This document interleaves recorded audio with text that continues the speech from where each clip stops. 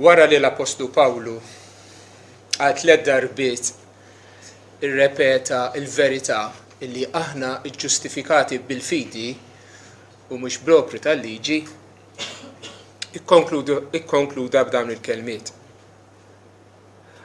Ma warrabx il-grazzja tal-Alla.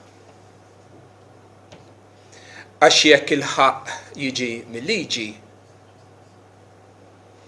mela Kristu miet għal xejn.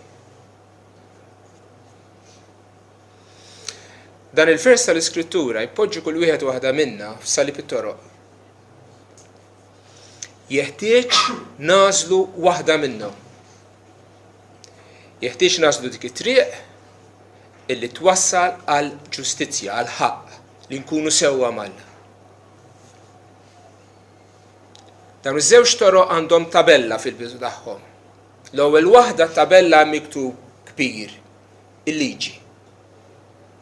It-tieni, fuq tabella miktub il-grazzja. Liema waħda se tagħżel int. Tal-ewwel il-liġi tikmandani naħdem, nagħmel, nistinka u jekk nobdi perfettament mingħajr żball wieħed matul ħajti kollha twedni li tagħtini dak il-ħaqni, il-ħlas, il-paga, il-ġustizzja.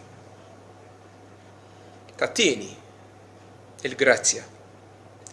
Tistedinni nemmen, nafda, nistrieħ fi Kristu. U twedni illi naqla dak li ma ħaqnix, li ma ħdimx għalih, li kiseb għalija Kristu bis-salib u li jkun moti lili b'xejn bħala rigal mill-qalb ħanina tal-Alla. Ħaġa waħda ma nistax nagħmel li nimxi f'dawn iż-żewġ toroq fl-istess ħin. Jekk nagħżel waħda, jekk nagħżel it-triq tal-liġi, ma nistax nagħżel it-triq tal-grazzja. Ma jekk nagħżel it-triq tal-grazzja, ma nagħżilx it-triq tal-liġi. Jew waħda, jew l-oħra. Ra jiddispjaċina li ħafna nies jaslu l-ewwel triq. Uħud minnhom huma qrabat tagħna huma ħbieb tagħna. Jippretendu li bil-ħajja tajba tagħhom bl-opri li jagħmlu se jimmeritaw il-ġenna. Dawn warbu il-grazzja tal-Alla. Dawn jinsultaw lil Kristu l-għażla li għamlu. Effettivament qegħdin jgħidulu. Inti xerrid demmek bla bżonn.